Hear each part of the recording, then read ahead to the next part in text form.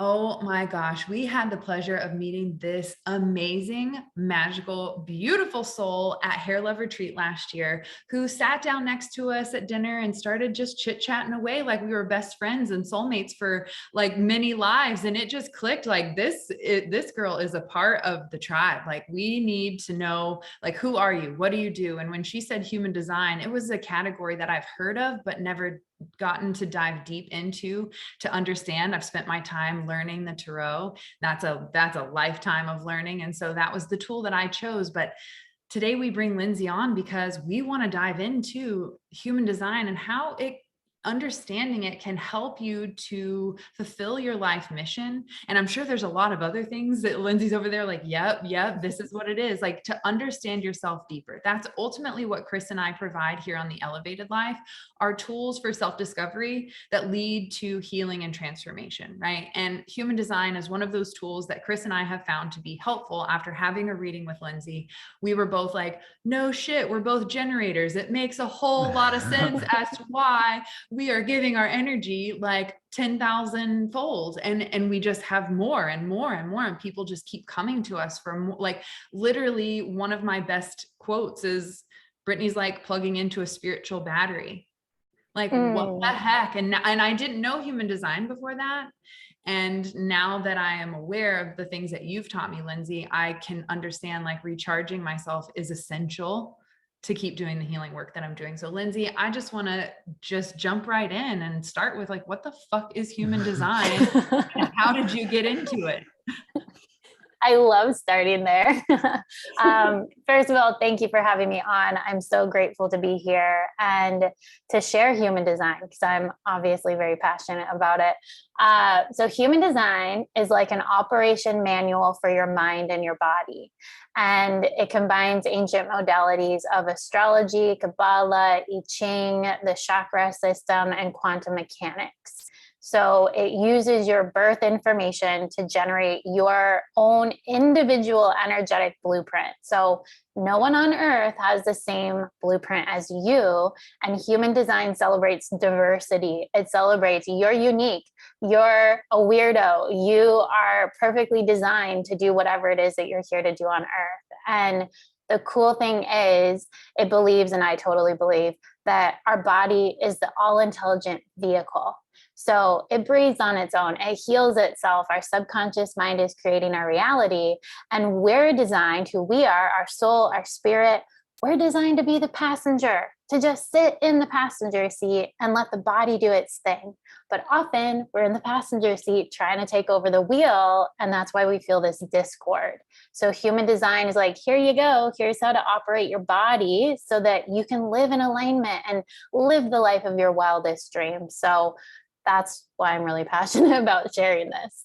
I know that you probably have a lot of questions. I can feel you burning over here, Chris, but I have to say this vision as you were explaining that I got was like our souls. And I know this, but I saw a different vision. It was like our souls choose the game in which we want to play. And that like, we just get in the ride. It's like when you're at Six Flags, you choose the ride that seems exciting and, you know, curious and adventurous to you. And then you get in, buckle in, and you let go. You're not trying to drive the roller coaster. You're just enjoying the ride. Well, hopefully you're not paying yourself. You're just enjoying the ride, right? And that was the vision I got. It's like a roller coaster. You just choose that game you want to get in and just let go and just trust that you picked the right game from the beginning. Oh, I love that. There are so many things here. For one, we are constantly talking about aligning yourself around supportive, awesome people who really light you up. And you can already tell the passion in her voice, because this was the reason why when we met, I was like, she is somebody. Get yourself around passionate people. Passionate people will change your life because they'll introduce you to new things that you may not have been excited about before, or you may not have been into, or may have never crossed your path. And just being around them will introduce you to you. Yes. They will tell you new things that are new modalities and new ways. And your job is to figure out, how can I integrate them, not only to build a rapport with them and understand where they're coming from, but how can I make it so that I can build a rapport with myself? The only thing that really matters is understanding ourselves. What you'll find as you pursue success and achievement, all those things in life, is that they are super fun. They are very worthwhile, cool goals to have and all of that. But at the end of that rainbow and any other rainbow you chase down, it's still going to be you. And so if you don't take that path down to discover who you are, all the other things won't matter. It won't be a thing. And I feel like human design is one of those ways that we can start to peer into what's under the engine, like what is under the hood that's really driving our entire lives, and how do we understand how we can work with that and see it and not feel frustrated about it? Because some of us, reject our talents. That's one of the easy things to do as a person, is to reject what you're naturally good at, or to not think that it's a big deal. I mean, I have people who are just naturally smart around me, and it's like, they don't even realize it. They're like, no, I'm not. I'm like, are you kidding me? It's because you don't see your own gifts. So I think this is a way of like, not only noticing what your gifts are, but figuring out how can you show up into the world to offer those gifts to other. Because the other thing you'll figure out is that when you're doing that, you feel just so much better in life. When you can align with what you're naturally like, with what people really need, like that's kind of the secret sauce.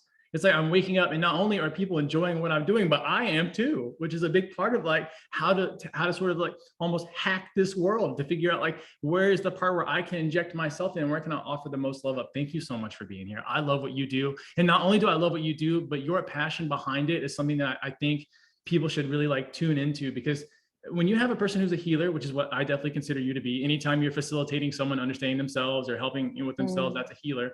And I feel like you want a healer who's passionate. That should be your doctor. That should be your dentist. That should be if you go to yoga class. If not, get out, run. Yes. The other thing I want to point out before and this is going to be awesome, but one other thing I want to point out that's big is that we met at an event. And one of the most important things for people to go do is go out to events. And has nothing to do what the event is about. It literally does not matter what the event is about. Like, I love our retreats, and I want to say that it's so cool. We do all these cool things. The best part about our retreats are the people that show up. It's the people. And so I'm so thankful that you showed up, that you decided that day you were going to come there, because otherwise this wouldn't have happened. And we have so many other relationships that are like that. And it's important. So it's important to get out of just your own little bitty bubble of the world and go out and meet other people, because you expand your bubble, and it becomes very awesome to be around cool people all the time.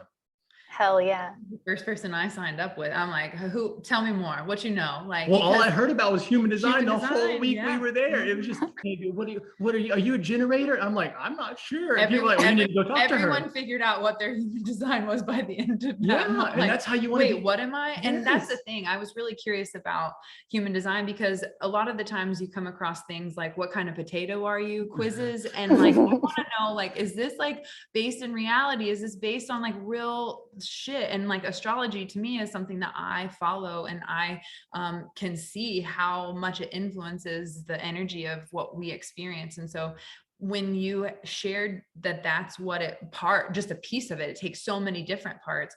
To me, that made me go, okay, this feels good in my body. Like, yes, I want to explore that. So I can only imagine your healing journey and what led you to human design. I'd love to hear about, like, where were you struggling? What was that holy fuck, help me moment? And then how did human design come in to, and how did you teach you that you're a badass? And how did you decide that you're going to share this with other people? Because it's one thing to use a modality for yourself to understand who you are. It's another thing to be a teacher and a facilitator for other people. Okay. So how did you make that transition? Grab your popcorn. I'm ready. These are amazing questions. So I was a hairstylist for 10 years. And before COVID happened, probably 6 months before, I was already annoyed with behind the chair. I was like, I'm here for bigger, more. I want to impact people on a deeper level. And we change lives. Like, when you do hair, you change lives. But I really wanted to dive deeper.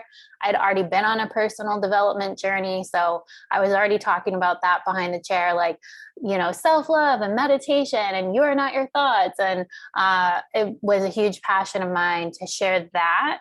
And when COVID happened, I had 2 months off, and I was in some entrepreneur group, and someone said, do you know what human design is? And I love personality tests. I love learning about myself. So I just thought it was like a Myers-Briggs or Enneagram or whatever.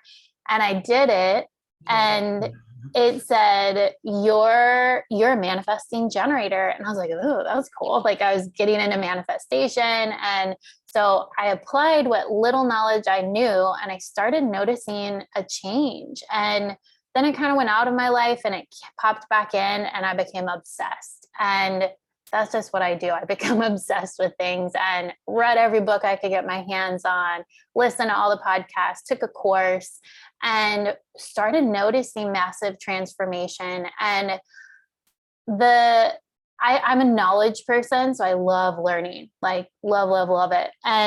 But the thing with human design is like a very masculine, feminine modality. So a lot of people out there in the masculine of learning, action, doing, but not a lot of people are doing the feminine side of it, of the contemplation and the embodiment and bringing it into your body. And this is, I feel like, with everything, like whatever you're doing, like you got to bring it into your body in order to notice results. And so the past year, I've been deeply embodying my own human design. And then I study everyone around me, like every single one of my friends know, like somehow I memorized their charts. I don't know how. And to answer your question, Chris, like, I don't know how I do what I do, but it's part of my design to just be good at it. And Brittney, you're this as well. The line 2 in human design is called the natural. And we need a lot of alone time. We're students. We love studying. We love contemplation, and we just absorb and we kind of do our own thing. And people are like, how are you so good at this? I don't know. It's part of my human design. So I feel like it's my soul's purpose to share this modality. And because it's transformed my life so much, and I just have a gift of being able to translate it, because it's like an alien language. Like, if you're listening to this, you can pause this episode and Google human design chart. I'm sure I'll send you a link to put in the show notes. But when you look at it, the first time I saw it, I was like, what the hell am I even looking at? Like, it's weird. It's weird terminology, weird symbols. And I'm really good at translating it. So yeah, that's kind of how it started. I feel the same way about tarot. Like, people look at it and they're like, you're worshiping the devil. I'm like, I can tell that you're going through heartbreak right now, not worshiping the devil, actually, so it looks scary. It's a scary tool when it's misunderstood, but I love that you've just been called to learn and be that bridge and gap to help bring knowledge to people for more self-understanding. And really what I learned from working with you is just looking within myself to reflect on the qualities that I already had. It was just like a mirror. It's the same with tarot. So can you talk about, I don't know, are there 5 or 6 different types of human design? Can you talk about a little brief scenario of each, like manifesting generator? I know a few of them. Yeah, of course. So there's a lot, obviously, with human design. There's so many modalities that it pulls from. They say it takes 7 years to fully live by your design. And there's a lot of data out there. But at the end of the day, all you really need to know is your type, which is your energetic aura. And that's the 5 types that I'll get into. Every type has a strategy. And I like to think of that as how you put your body into cruise control, how you allow your body to do its thing. And then your authority, which is your decision-making mechanism. So this is what I'm really passionate about, because society tells us to use our brains, weigh the pros and cons, use logic, which we need that data. But at the end of the day, we have to tap into the body to know what's actually right for us. And oftentimes that contradicts what's logically feels like the right decision. So it empowers you to become confident when making decisions. So those are the 3 things. You can Google that. You can find all the information. I have resources as well. But at the end of the day, that's all you really need to know is your energy type, your strategy, and your authority. So breaking down the 5 types, I like to talk about them as if they were building a town. So the manifester is the first type, and they're like the developer. They're 8% of the population, and they're the trailblazers, the idea people, the visionaries, they're starters. They're here to bring new concepts, new ideas, new ways of being to the earth. But they're not necessarily designed to finish those things. They're designed to, they have a very powerful aura. And back in the day, they would have been kings and queens. So the kings and queens don't go and do all this stuff. They just set the orders or whatever, and have everyone else do the actual work. And then the next type is a projector, and projectors are like the project management, and they're here to lead and guide other people. They are 20% of the population. They see the world in a different way. They've been studying people their whole life. They have this focused and absorbing aura. They see from this bird's eye view from point A to Z, and they're really here to lead and guide the generator types, which I'm going to talk about next, to help us harness our power and harness our energy. The beautiful thing about projectors is they truly see people in a new way. I'm surrounded by projectors. My mom's a projector, and she's my mom. So of course she's going to say, Lindsey, you're amazing. But I never saw it for myself. So if you're a projector and you're listening to this, keep telling people how amazing they are. They may not receive it, but keep telling them how you see them, because eventually they're going to see themselves through your eyes. And then the next type or group is the generator types. So the generator types make up 70% of the population. So the first type is the generator, and the generators are 35% of the population. So both of you are generators, and you're here for perfection. You're like the slow and steady builder. So you're here for perfection. You're here for mastery. You're slowly building upon whatever it is that you're here to master. You are going from point A to B, B to C, slowly building upon. So you're the type that, like Chris, I know you've been doing hypnosis for a very long time. Like, it's just like you build upon whatever it is that you love and what you're here to do, and you keep doing that thing whenever you find it, forever. And as generator types, we have an open and enveloping aura. We do really well in groups, and oftentimes as generator types, which I'll talk about the next one in a second, we need help with big picture planning. We're designed to be in the present moment. So having a projector in your life who can see from the bird's eye view, who can see from point A to Z and help you harness your energy is really powerful. So the next generator type is also 35% of the population, and they're the manifesting generators. So that's what I am. And there's a lot of misconception out there that the manifesting generator is a hybrid. It's part manifestor, part generator. But at the end of the day, manifesting generators, or mani-gens as I call them, is really just a different type of generator. So at the end of the day, we're generators through and through, but we're the fast and efficient builders. So manifesting generators find the fastest, easiest, most efficient ways to do things, while the generators are running that marathon race of life. The mani-gens are sprinting and then resting, and sprinting and then resting. And we move really quickly through life. There's my mom, the projector, she's like, Lindsey, I never know what you're going to be doing. Like, your life changes every day, it seems like. I'm like, isn't this normal? Like, doesn't everyone do this? And so the manifesting generators, it's really important to, at the end of the day, be in that feminine mode. Like, just because you can do everything doesn't mean you have to do everything. And part of being a generator type, generators and mani-gens, it's doing what lights you up. That is a big part of it. And I'm going to touch on this because it's very important. So every type has a theme. I can get into that with the other types if you want, but the generators, when you're living in alignment, you're going to be satisfied.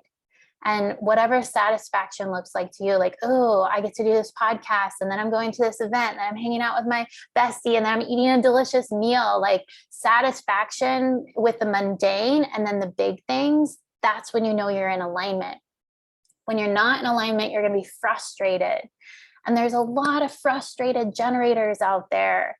And if you're frustrated, you're not doing what you're supposed to be doing. You're supposed to be doing whatever it is that lights you up and tuning yourself to satisfaction. And Chris, when you said, go out in the world, like go to networking events, that's literally a generator thing, because our body is leading us to connect with the people that are here for us. We're responders to the universe. So if you're a generator and you're frustrated, you've got to tune yourself to satisfaction. So then Chris literally has the word obsessed written on his knuckles. Oh, I love that. Like just being obsessed with everything that you do in your life. Yes. And the more lit up you are, the more your dream life happens. And it's so frustrating because as generators, we're taught to just do it, make things happen, say yes to everything. And that's what gets us in trouble. Because no, you're not supposed to say yes to everything. Fuck. I feel called out right now. It's like also fun. Yeah. but it's that, like, if it's not a hell yes, it's a no. And this is the cool thing about human design. Like, if it's not a hell yes, it's a no, applies to everyone on earth. Like, literally, please stop saying yes to things that are not lighting you up, but especially generator type. So and with human design, often it's just a little shift. It's just a little switch to put you in alignment, which is so magical.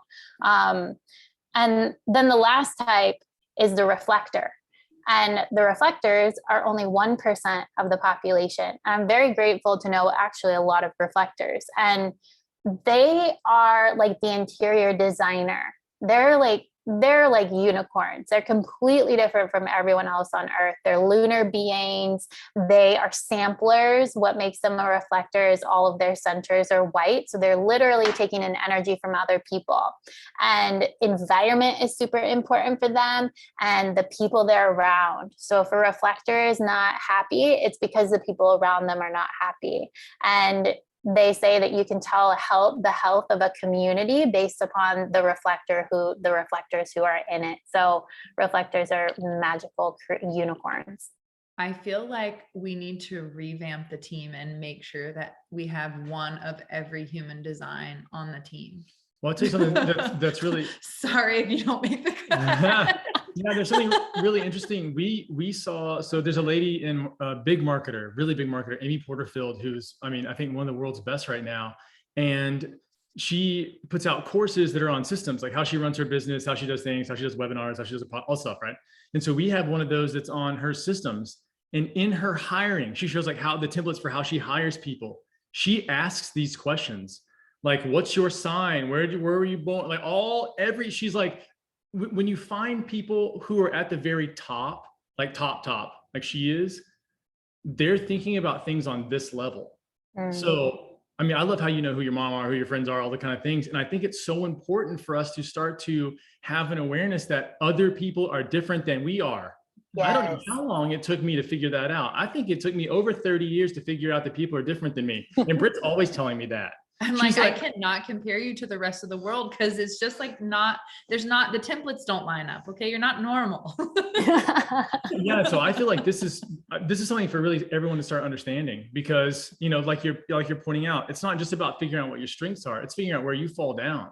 And so you start having an awareness of, oh my gosh, shadows. These people are causing me problems in my life, or this way of thinking, or spending too much energy, or saying yes, or doing all of these things are causing me issues. And if you don't know exactly like which one you are, you know, I feel like it just becomes unconscious. And so you think that, well, I don't have any control of this, but you do, but you only have it through awareness. And without that awareness, you can't make any changes because you don't see them. You know, it's like it's kind of a blind spot. But when we have that awareness, we're like, oh my gosh, I gotta stop doing this. Like, why do I keep doing this? Yeah. And if you're already in a way where you are sort of predetermined to do that, you're more likely to, then getting a handle of this is very important as early as possible. Yeah, we're teaching this in school. I don't know why we don't like learn this just as kids. Like, hey, guess what, Johnny, you're gonna be doing this. Well, like, now we're not gonna be segregated by race. We're gonna be segregated by human design. Reflectors. Let's put them over here. Well, it's really funny too, because when I do workshops, like you can literally see, I went to a cosmetology school, and I had them look up their chart, and then I had everyone raise their hands, like, who's the manifestors? And it was like, you could see the 8%, the 70%, the 20%. And when I got to the reflector, it was the beautiful thing, because there was one girl who raised her hand and she was looking all around and she was the only one. And I looked at her and I was like, you're magical. You're different from everyone else. And you're a magical human being. And she came up to me and she was like, Lindsey, I almost didn't come today, but I'm so glad that I did, because what you said just made me feel so good, because I felt like a weirdo my whole entire life. And this is why I love human design, because I felt like a weirdo my whole entire life. And human design is like, yeah, girl, you're a freaking weirdo. And this is how you're designed. And it gives you permission to be you, even though we shouldn't need it. But I get to look at my clients all the time and I'm like, there is nothing wrong with you. This is how you're designed. And it's so empowering. It's so true. I was just having a conversation with a friend and she said this guy rejected her and like blocked her, whatever. And the first thought she had was, well, what's wrong with me? And I heard that and I reflected and thought, why is that our default? Why do we immediately go to this feeling of what's wrong with me? It's because we don't understand ourselves. We don't know the power. And tools like human design, I think, give people the logical realization of the magical, which can't be really explained by logic. I mean, intuition is knowing beyond logic. So to get our logical mind, which is making the judgments and God damn it. Whatever. Assessments. There we go. Retrograde is almost over. Our mind is assessing us, right? Like that could be where your mind would jump in and be like, oh my God, you can't even talk. But like, no, that's not, we don't need that part of ourselves to judge us anymore. We need to drop into what you talk about, our body. What she means by dropping into our body is our feelings. We cut ourselves off from our feelings and our emotions because we've felt pain in the past. So we're like, ooh, all emotions, let's just block them out. Because if pain slips through there, fuck feeling joy. Like I just would rather block it all out. And when we disconnect from our body, especially, let's get deep here, someone who's been sexually abused, we tend to cut off ourselves from our body. I don't want to feel that anymore. And so we lose all of our power in the fact that we can't use our emotions to guide us to know when something's out of alignment, when something's off. We feel like our emotions are punishing us. Can you talk about when things are out of alignment for each one that you kind of did for the generator? I feel like that would be really helpful. I'm sure some of them are like, wait, don't forget about me. How am I screwing up? Help me. Yeah, of course. And it's just, these are just arrow signs, right? It's like, okay, you're in alignment. Cool. Okay, you're out of alignment. Let's pay attention to this. So the manifestor, when they're in alignment, they're going to feel peace. So what does peace feel like to you? And I always tell my client, journal on this. Like, where are you feeling peaceful in your life? What does it look like to you? How does it show up? Because you can focus on that feeling and you will know that you're in alignment. And it's funny, I was having a conversation with a manifestor who is dating a manifestor, and the guy she's dating has no idea what human design is, but he was talking about peace. And my friend was like, this is literally part of your human design, but you don't even know it, because that's what he was seeking, because he was out of alignment in some area. So when manifestors are out of alignment, they're going to be angry. And anger, basically this is called the not self in human design, or the shadow, because everything has polarity, and the shadow is not bad. There's nothing wrong with anger. I always tell people, please, if you're angry, go scream, go punch a pillow, go whatever you need to do to let that energy move through you. The only bad emotion is if you direct it at someone else, in my opinion. And so anger shows up when you're not using your strategy. So I'll touch very quickly on the strategy. The strategy for manifestors is to inform. It's just to they get ideas and inspiration and they just want to go do it. But if whatever you're about to go do is going to affect someone around you, tell them, hey, I'm going to the grocery store. See you later. Bye. You're not asking for permission. You're just informing whatever it is that you're about to do, informing about your emotions, informing about your ideas. I tell manifestor clients, over inform. It's going to feel weird to you because it's not natural for them to inform, because they just want to go do whatever it is that they're inspired to do. So generally, if you're angry, it means you're not informing. So you have the anger come up, deal with it, express it, and then ask yourself, okay, where am I not informing in my life? So it gives you this beautiful tool, a very simple tool to, oh, okay, I didn't inform. That's why I'm angry.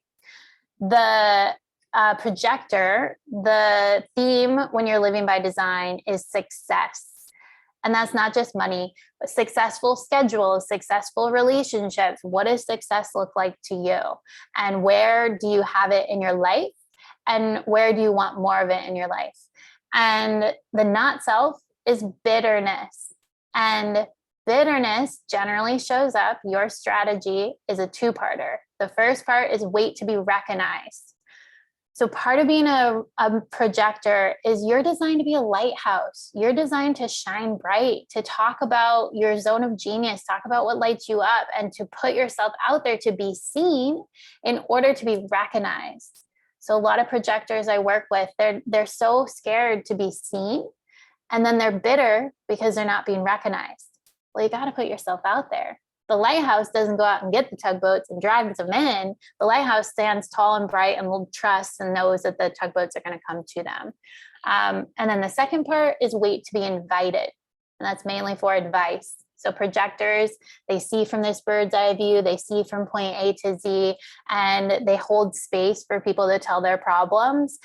But before you give insight, and this is truly for everyone, when someone's telling you their problems, people generally don't want advice. They want you to say, wow, that really sucks. Thank you for telling me.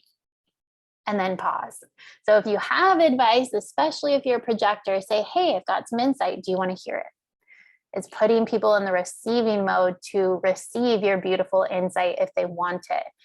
And the other thing about this is 70% of the people you're potentially giving advice to are generator types, and their strategy is to respond to the universe. So if you just give advice without them responding, they may be like, oh, get out of here. My mom used to give me advice all the time. I was like, God, Mom, get out of here. I don't want your freaking advice. But then when she was like, Lindsey, I've got some insight. Do you want to hear it? I was like, yes, please tell me, Mom.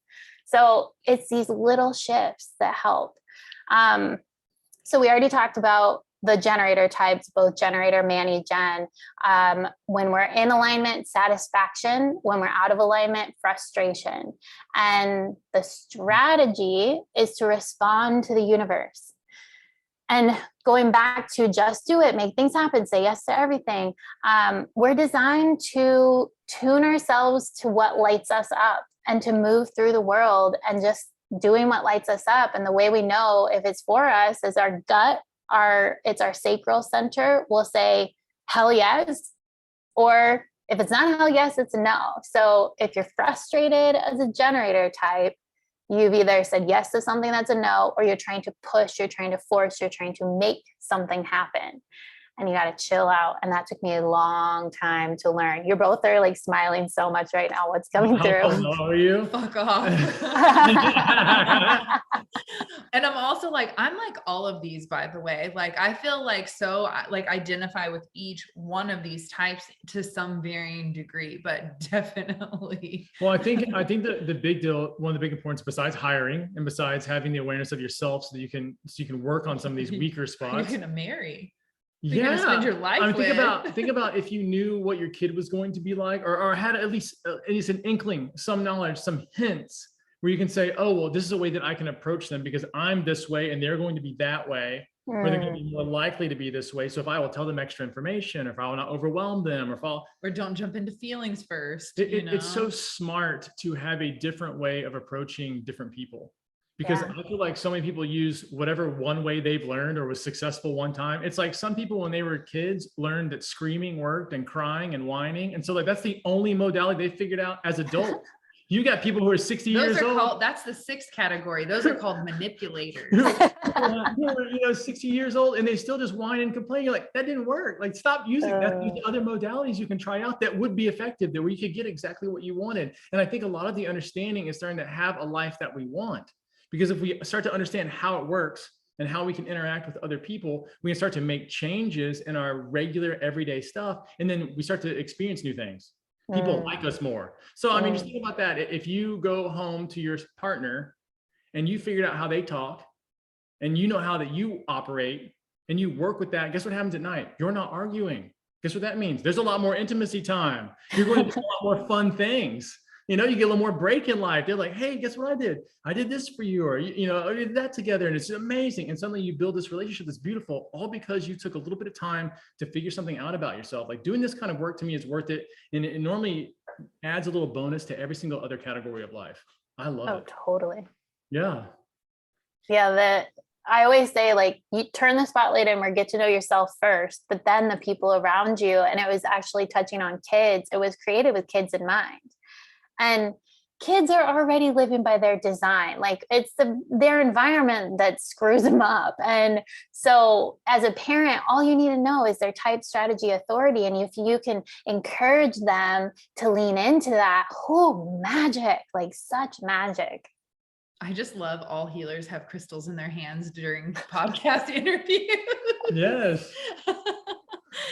That's when you know it's the real deal. Yeah. So there's one last type, right, that we needed to cover. Yeah. The reflector. So when the reflector is in alignment, they're going to experience surprise and delight with life. And I haven't talked to it, like, the reflector is the most rare. There's not a lot of knowledge out there. And if you're a reflector listening to this, feel free to connect with me on Instagram, because there's a lot of like some of the knowledge with human design is a little disempowering. And I know when I first started learning, I was like, oh my God, like this would be awful to be a reflector.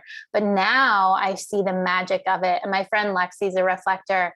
And I could feel her when she walked in. We met in person. When she walked into the room, I could feel her. I'm very sensitive to human, like to energy now. And I was like, what are you? And she was like, I'm a reflector. And I was like, I knew it because I could feel her. And so when you're in alignment, surprise and delight with life, with people, with whatever you're doing. And when you're not in alignment, you're going to be disappointed. And the strategy for the reflector is wait 28 days, which is like, what the hell? Like how? That's a full moon cycle. So they're lunar beings. So what that means to me is reflectors are so freaking magical because they turn into every type throughout their 28-day cycle. So it's not that you have to wait 28 days to do anything. It's knowing what your cycle is, because you have a specific 28-day cycle. And so it's taking time so many reflectors are already focusing on the moon, but it's knowing what your unique cycle is so that you can really give yourself grace as you're moving through life, is the easiest way to explain that. They're the most rare and they have the most burden to like figure out what is going on in my world. Help. Yeah. Yes. Yeah. If I was a reflector, I 100% would be trying to figure it out. Yeah. Yeah. What are your thoughts? Like, what questions do you have? Because this is probably even more new to you. So like someone who's listening, who's like, WTF human design. That would be my question. So what would you say to someone who is logical, who doesn't know about any of this stuff, who couldn't even tell you what their astrological sign is, much less anything else? What would you say to them as far as sort of getting them on board to understanding more about themselves and looking into human design and using it as a blueprint for what they can do in their life? It's so funny you say that, because my sister is the most logical person ever. And it's literally part of her human design. And there's a lot of people who, as soon as I say astrology, they're like, nope, I'm out. Like, I don't believe in that. And I would say, as you read, like I always tell people, I'm not telling you anything new. I'm telling you about you, but through a different lens. So more often, like every single person that I've shared human design with, especially the super, super logical ones, they're like, it's almost like they don't want to believe it, but they do. So as you start reading it, you're going to resonate because it's literally who you are. But I would say probably finding someone to have a session with. And speaking to that, there's a lot of people who do human design sessions, who are teaching this. And this is not just with human design, it's with so many modalities, where you take a course and then you're like, I want to start teaching it. And I was there, like I was reading from the book with the first readings that I was doing with my friends or whatever. But if you're looking for a a human design reader or someone to learn from, ask them questions. And this is for every modality. How long have you personally been embodying your human design? Where did you learn this from? Like, it's really how long have they been living the experiment? Because this isn't a belief system. It's just knowledge about who you are to experiment with. And I would say if they haven't been embodying or really studying themselves for at least a year, don't learn from them. There's a lot of misinformation out there. But going back to your question, Chris, I would say get a reading with someone who knows what they're talking about so that you can dive even deeper. But then type strategy authority, that's all you really need to know. And when you start experimenting with that, you're going to notice change quick. Yeah, I mean, that's the same with anything, a coach, a tarot reader, a hairdresser. Like you want, like, I remember when my clients, when I first started doing hair, they would ask, how long have you been doing this? I'm like, long enough to know how to make your hair look good. I'm like, I'm a baffle them with confidence. You know what I mean? Like, I'm They're a gift to people out there. You definitely have to find them though. Yeah. You have to look for them. It's not always the people with the most marketed. We're looking and talking at her right now. 100%. But it's so true. I felt that way about when I started doing hypnosis. I mean, it was like, there are people who've like read a book on it and they're like trying to explain it. I'm like, that's not how it works. Like, how do you know? Like, I've had over 10,000 clients. So at this part, like, I know how, like, I've been in it doing it long enough where it's a little bit different. I totally get that vibe, but you got to vet everybody. Like, you really got to put your feelings out there, and not just from does my friend like this person, but what's my connection? How do I feel? What's my gut feeling? Is the person I want to spend a couple hours with? I don't know. You know, like, just like when people are like, hey, how'd you pick your tattoo artist? Not only do they need to be good, it needs to be somebody I can sit down for 4 hours with and endure pain, who's not going to bother me. You know, like someone that's going to cheer you on and be like, you're doing great, not shut up, or I'm not going to finish this, because I've had that. Have you really? Oh yeah, my first tattoo was on my foot, and he was like, if you don't shut up, I'm not going to finish this. I was like, oh yeah, I was 18, it was my birthday. I was like, okay. Oh my gosh. All right, so tell us, how do people get a hold of you? How do they find out about your work? How do people book sessions with you? Like, what does that look like? So Instagram is my jam. I'm there the most. And I have a book now button on my bio. I have a link in my bio with all of the things. So I do, for now, I kind of switch things up, but I do single 60-minute sessions. And then I have a 3-month coaching container, which I highly recommend, because one session is great, but it's not enough. And so if you really want to dive deep, and I use human design. So as a coach, we can only coach based upon our own experiences and perspective. And what makes my coaching unique is because I do use human design. So I give you my perspective, but I'm also like, when people tell me their stories, I'm looking at their chart so I can pinpoint everything. I'm like, oh yeah, that makes sense because of this, this, and this in your human design. And here's how to start deconditioning. Here's how to start leaning into your gifts more, or shifting from the shadow into the gift. And then I have a group program that's all about personal development and human design. And I talk human design. If anyone who knows me, like, I literally talk about it every single day with every single conversation, and it comes up. And so, yeah, I'm all about human design. I got all the things for you.